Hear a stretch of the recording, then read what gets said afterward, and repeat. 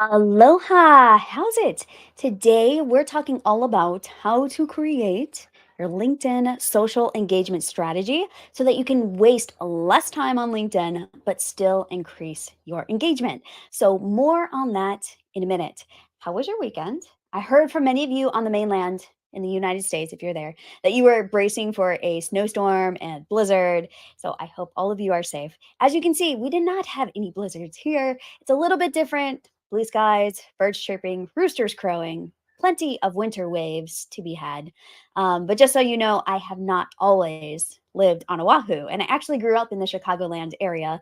And so I've seen my fair share of ice storms, blizzards, floods after the snow melts, and all of that. So now it is time, though, for Mondays with Mindy.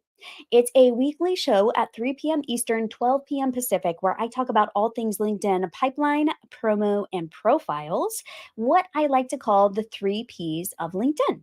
So, a little teaser for those of you who are also podcastaholics like me. Get ready because I am launching a podcast called The Mango Effect on April 4th. So, the trailer episode is up now if you're curious at mangoeffect.com. So if you want to check it out, it's also on Spotify. I recorded the first few episodes already and they were really fun. So it's going to be a new way, I think, to connect with so many of you. A lot of people have been asking about what is it like to live in Hawaii? How did you get to where you are? Tell me a little bit more about your lifestyle stuff. So it's a little less LinkedIn centric and a little more focused on lifestyle, creating a lifestyle by design, designing your own lifestyle by design, some juicy topics related to entrepreneurship. Growing up in a cult, yes, really. Health, well being, surfing, relationships, mapping your own adventures, lots of really fun stuff. So, April 4th, stay tuned. If you have questions about LinkedIn that you want me to answer, be sure to like this post, whether you're live or watching from the replay. Leave your questions below and I will answer them after the show or on a future episode of Mondays with Mindy. I get so many ideas from the questions that you post, and I get lots of DMs about, oh, Mindy, can you do a topic on this? So let me know what questions you have. I'm here to serve you, and I'm excited about answering your questions. And I just came from the LinkedIn Accelerator program, and we have a great group this week. So it was crazy inspiring. I learned a lot with the program, and we talked a little bit about social engagement strategies, so I was ready for today. We're going to get to today's topic. How do you start getting active on LinkedIn without getting stuck in the bottomless scroll of the feed? So that's what we're talking about today. Let's get strategic. If you're like a lot of other experts that I know, you may have jumped into 2022 headfirst with the intention to start engaging more on LinkedIn. And you're sold on the fact that your target audience is here. Maybe you've been putting together your content strategy. Maybe you've spent a lot of time writing some really thoughtful posts, trying to engage the right people. You learned all about hashtags, how to use them on LinkedIn. Maybe you've scrolled your newsfeed and noticed what seems to be working in the comments to get people talking. So you're so ready to start engaging on LinkedIn. And that's an amazing feeling. I will say, I love that enthusiasm that comes with, like, oh yeah, I'm doing this. I'm totally doing this. But is more engagement on LinkedIn actually going to drive personal brand awareness or attract high quality leads for your business? That is the real question. And sometimes we make assumptions that, okay, if I do this, then that will happen. And it's not always the case. More engagement does not necessarily mean more new business. So, engagement for engagement's sake will only waste your time and energy on that low value dopamine hit. And maybe you'll pick up a few more fans along the way too. But it's not going to give you that solid business pipeline that many of you are looking for on LinkedIn. Okay, so aloha for those who don't know me.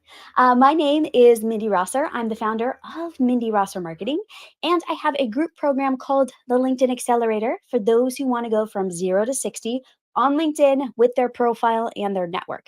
And classes in session this week. We had our first session not too long ago today. And if you want to be sure you're notified when the next cohort is open, get on the wait list. I will share a link at the end of this live stream. You can look in the comments as well because you don't want to miss it. If LinkedIn is on your radar for your business, it is one of the most impactful 5-day experiences that you can go through to get you set up for success on LinkedIn. So I help superstars who feel they are the best kept secret in their industry to become that go to visible expert in their niche so that they can get their next opportunity, grow their business, and scale their impact on LinkedIn.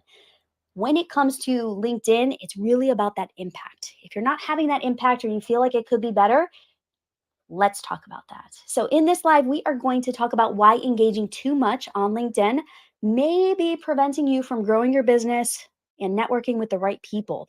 And how can you actually go about creating a more thoughtful engagement strategy to actually generate business opportunities like real money, like real people doing real business? So, are you ready? Let's do this. I'm psyched. I'm excited. So, go ahead and like this post, whether you're live or watching from the replay, to give it some social love. All right, so I mentioned that engaging on LinkedIn can be a really good thing, but it's easy to overdo it when it comes to like how much is enough? Like how much should I be posting? How often should I be engaging? And I get that you may have heard that more engagement is better and shows that you're deeply engaged with your audience. That seems completely logical and it is correct to a point.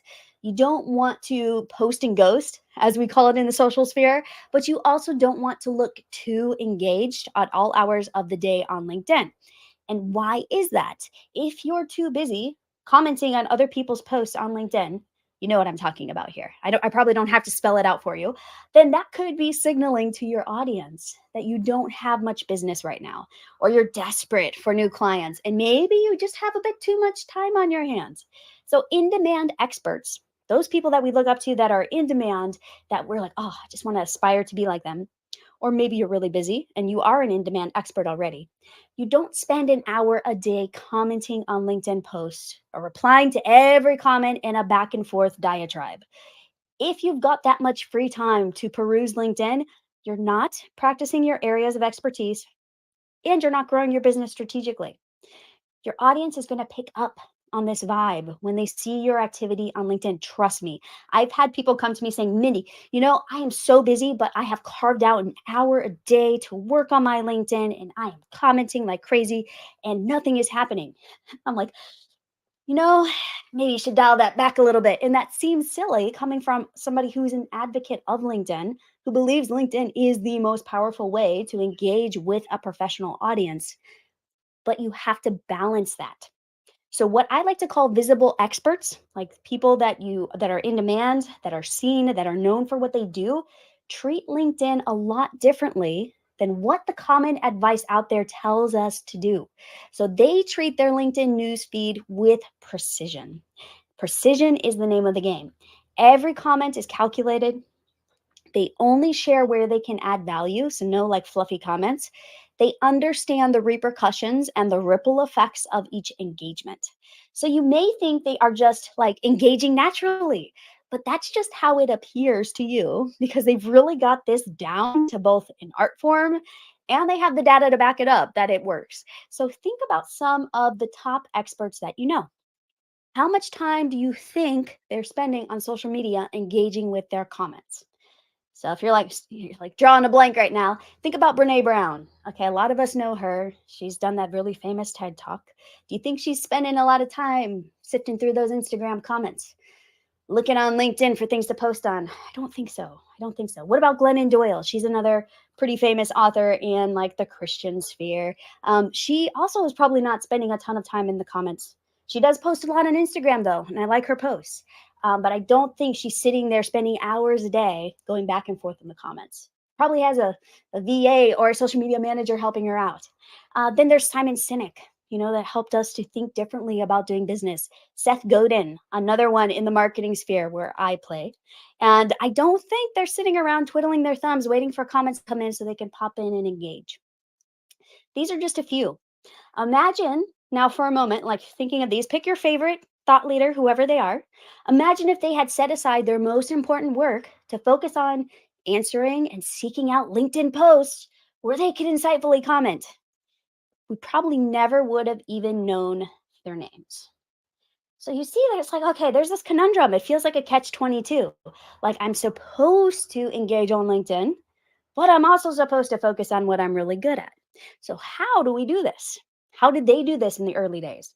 So, instead, many thought leaders that before they become really famous, they take a very strategic approach to focusing on their most important work as an expert. So you focus on that first. Focus on growing your business, focus on your work as an expert. And then they found new ways to kind of break through, how I would call it, in their niche to get the opportunities that they wanted. So, what does that look like from a LinkedIn perspective?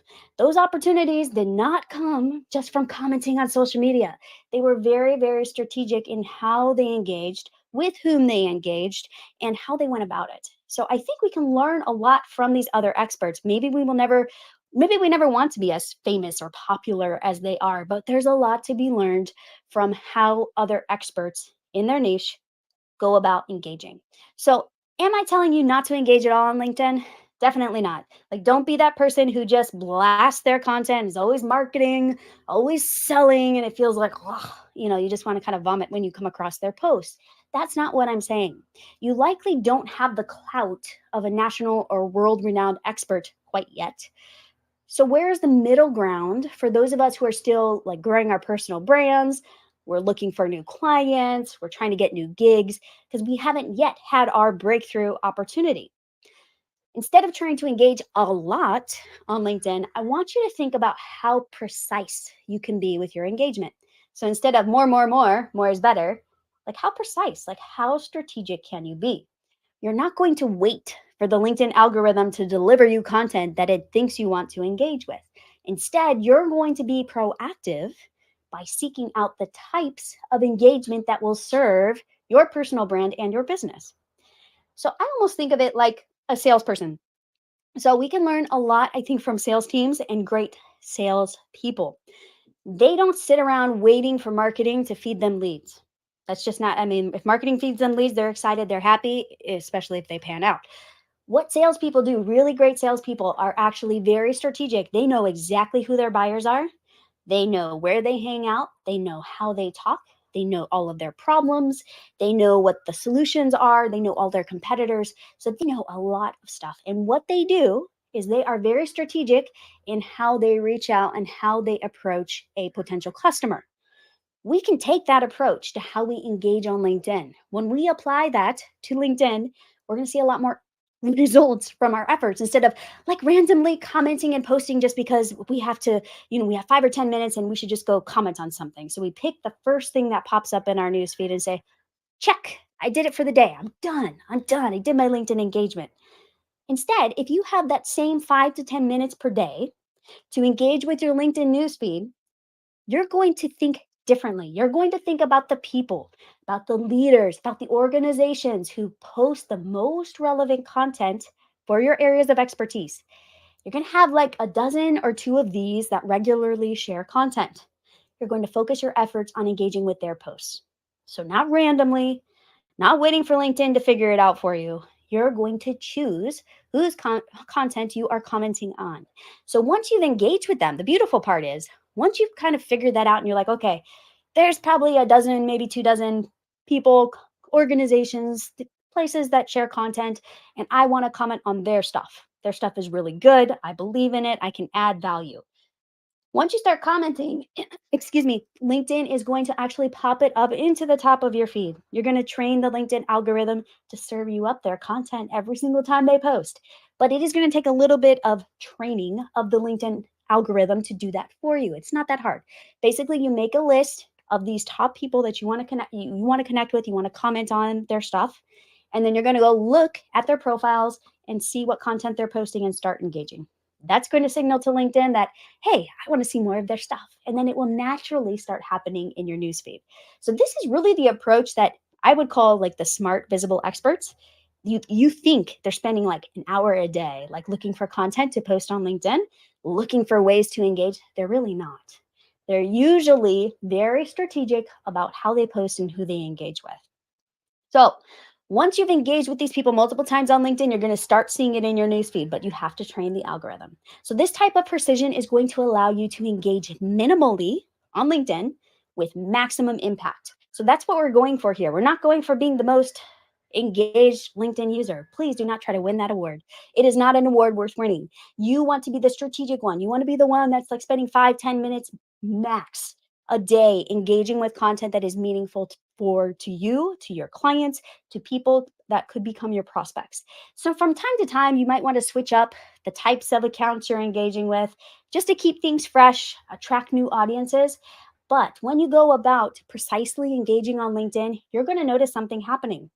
You're not going to fall into the habit of like the bottomless newsfeed scroll where you're just like looking for the bottom. You're not going to get stuck trying to find something to comment on and settling for like a low value piece of content. But if you're like, Mindy, I just want to keep doing what I'm doing, okay, that's fine. You can continue to do what you're doing and allow social media to simply be a time suck and devalue your expertise because you're too active or too casual with your interactions. But what sounds like a better option to you? Okay, I think you probably agree with me that the strategic way is going to be better long term. So let's talk about how to create your LinkedIn social engagement strategy from that perspective. You want to be strategic, you want to be intentional, you want to show up on LinkedIn with your best professional foot forward. So now that you figured that out, everywhere else you engage too, you can apply this approach. It doesn't have to just be LinkedIn. But what should you do next to choose the right people or accounts to engage with? Because I believe identifying the right people is what can make or break this strategy. So you want to pay very, very close attention to who makes it onto your list moving forward. All right, so I'm going to give you four different categories of people, four of my favorite groups that you can engage with that are going to help you in being strategic and not wasting a bunch of time. So the first group is going to be your industry influencers. So these are kind of a given. These are probably the people that pop to mind first when I start talking about engaging strategically. We tend to think of these the most when we're considering, okay, what content am I going to comment on? These people may or may not be competitors. So you do want to be thoughtful about how you're commenting. The key in engaging with their content is that you want to add value or perspective. And do not, whatever you do, please do not hijack their posts for your own benefit. It looks very tacky and it's not cool. So don't hijack their posts. People will see right through that approach, but you want to add value, add perspective, agree or disagree, but disagree in a nice way. So really get people thinking. There's also a lot to learn from how influencers craft their content to pique interest and get people to engage with them. Especially, you may be surprised here, especially if they have fewer than like 20,000 followers on LinkedIn. If they're below that threshold of 20,000, they probably spend a good amount of time figuring out how to write content that engages because they're really trying to get a lot of engagement. So those people can be actually quite good to learn from if they post great content. I feel like those that have like tens of thousands of followers, 100,000 plus followers, they can get away with a lot more because it looks like their stuff is very popular, but they just have a bazillion followers. So they get a little more engagement than others. So I feel like they can get away with posting kind of crappy content. But those that are in like that 10 to 20,000 follower range, they're usually like gold, especially if they post good stuff. So pay attention to your industry influencers. The category number two is going to be the up and coming experts. So, who are these up and coming experts? You might have an idea of who the big industry players are for your niche, but those who are the up and comers may not have a massive following yet. They likely have what I call it, though. Like you can usually spot them. Like I will see people in my space and I'm like, they have it. There's a certain look, there's a way that they approach their content. You can tell things are strategic. They have a really good strategy and a game plan, and you can usually spot them, especially if you've been online for a while. So, engaging with these up and coming experts will allow you to get on their radar because they're likely still small enough to pay close attention to those who comment on their posts. So, that's the nice part is like they're probably very similar to you, and that they know every single person who's commenting, they know who their fans are, they engage with their comments, they see them. And if they are direct competitors, you just want to be cautious. Like, don't go selling on their profiles. Don't add, a silly comment here and there. Don't try to hijack their audience because you don't want to be perceived as someone out to steal their ideas or anything like that. But you can complement it, and competitors can be really, really good to connect with because a lot of times you're selling to different audiences. You may think you're a direct competitor, but a lot of times there's overlap and they may be selling to a very different target audience than you, but maybe selling the similar thing. So why not collaborate with them? Why not, right? If they are simply other players in the industry, there are likely a lot of beneficial reasons for the two of you to be on each other's radar and start engaging with people who find their content interesting. And maybe you can collaborate with them for your podcast or a blog or a book or YouTube channel, whatever content you're creating, whatever medium you're in. It's much easier to engage with these up and comers before they get really, really popular. So don't feel like you're wasting your time by building these relationships now. A lot of industry influencers, you'll see, they kind of go together in stages. Like most of the industry influencers, you'll see that they're kind of hanging out with each other and they're with people that have been in business for about the same amount of time as them. That's because they were up and comers. They kind of got to know each other before they were really popular. And now they're helping each other grow their businesses, which is really, really cool. So don't underestimate the up and coming experts. All right. So who is the next category? Number 3, identify the good thinkers outside your industry. So it's easy to just stay within our own industry. We kind of speak the same language, we use the same verbiage, we have similar audiences. So it's easy to overlook people that are outside our industry because we think, they're kind of irrelevant. But the thing is, there can be a lot of overlap with different audiences and interests. For example, you may be in SaaS sales. But what could you gain from following and interacting with like marketing agency owners? Sure, some of them might actually be prospects for your SaaS product, but you can also learn how marketers think and how you can adapt your own messaging for your own audience. So there's a lot to be learned from good thinkers in other industries. So I like to follow good thinkers, even if they aren't necessarily within my industry, because I like the way they think. I want to learn from their perspectives on their own industries, on their own topics of interest. So I've made a lot of business connections with people who are not directly related to my business, but probably never refer business my way. But I've learned a lot from them in the way they approach their areas of expertise, how they write, how they engage their audience, how they sell, how they share ideas. Why not follow and engage with them too? Sometimes there's an immediate business benefit from like directly interacting with them or their followers. And other times it's just business inspiration that we gain from following what I call the good thinkers in various industries. So don't underestimate the good thinkers. If somebody interests you and you like the way they write, it's not really your industry, add them to your list. Why not? Why not? All right, so number 4, final category here, intentionally engage with customers and collaborators. Sometimes we overlook our like current customers or collaborators or people already in our sphere of influence. So this may seem to be really obvious, but I like to be sure to engage and support my past and current customers, especially when I see them engaging and sharing on LinkedIn. So even something as simple as a like, something really simple like that, clapping the little celebrate the insightful button, that can let them know that I see them and I support them from afar. I don't have to comment, but just showing that, hey, I'm paying attention. I see what you're doing. So don't take for granted the people who have already trusted you enough to work with you or collaborate with you. Because as the saying goes, what goes around comes around. So if you are always giving back to people that you've worked with, you've collaborated with, it's going to happen to you as well. Since I work with people on helping them to optimize their LinkedIn profiles and grow their networks inside of my programs, I try to be intentional about engaging my students on LinkedIn in the months after we work together inside the LinkedIn Accelerator program or in my membership. So, especially when I can tell they're making an effort to grow their network or engage thoughtfully on LinkedIn or they're trying a new content approach, I try to be very positive and uplifting and inspiring. This is really important. You want to reinforce that they made a good decision in working with you. You want to just put out that good karma. It's like the woo woo stuff, right? You have to put that out there if you want to receive that. All right. So don't underestimate engaging with customers and collaborators. It's a win-win.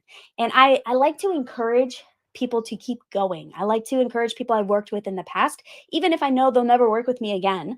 I want them to say, oh, yeah, that Mindy person, she was great. I really enjoyed working with her. And I see her every now and again on LinkedIn, and it's good. So that when they think of me and our work together, they have a positive feeling. And when they come across somebody, maybe they do come across somebody and refer me, great. If they don't, that's fine too, but at least their interaction was very, very positive. So you may not be interacting with your customers in the same way as me. They may not all be on LinkedIn, but some of them are likely on LinkedIn, especially if LinkedIn is your platform. But look for those highlight moments when your customers or your clients or your students get a spot on the news. Maybe they hit a company milestone.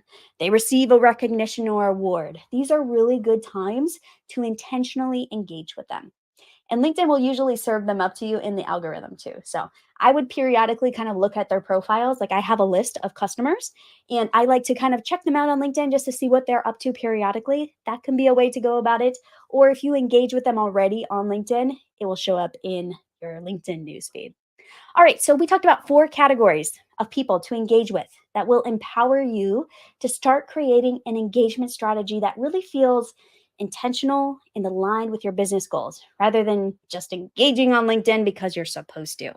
This type of energy is also going to come through when you post and support the people who matter inside and outside of your immediate network. So let's recap the four groups. So, first, we're going to look for industry influencers. We're going to learn from and engage with them when it makes sense. Second, we're going to look for those up and coming experts, try to get on their radar. Then, third, we're going to look for good thinkers outside of our industry, people that we like the way they do business, the way that they approach their expertise, people we can learn from. And then, number four, we're going to think about our current and past customers. All right, so what questions do you have about engaging more intentionally on LinkedIn? Leave them below in the comments or shoot me a private message. I'm happy to answer them, and maybe they'll fuel another episode of Mondays with Mindy. And if you are ready, if you're like Mindy, this was really helpful. I'm excited about using LinkedIn in 2022. I want to dial in my social engagement strategy. Then a really good next step is to get on the wait list for the LinkedIn Accelerator program. I'll pop it here on the screen, but you can also see it in the comments. I'll put it in the comments below. But the Accelerator is 5 days of working with me in a small group environment where we are focused on taking your LinkedIn profile to the next level and then setting you up for success so that you can grow your business on LinkedIn, find new customers and clients, build your personal brand, and grow your network. So get on the wait list. The next cohort is probably going to be starting in March, April. I'm still deciding on the exact date. So get on the wait list because I want you to be the first to know. All right, that's it for this week. I will see all of you next week on Mondays with Mindy. Feel free again, leave questions, leave comments. And my inbox is always open if you want to message me directly. Bye for now. Have a beautiful week.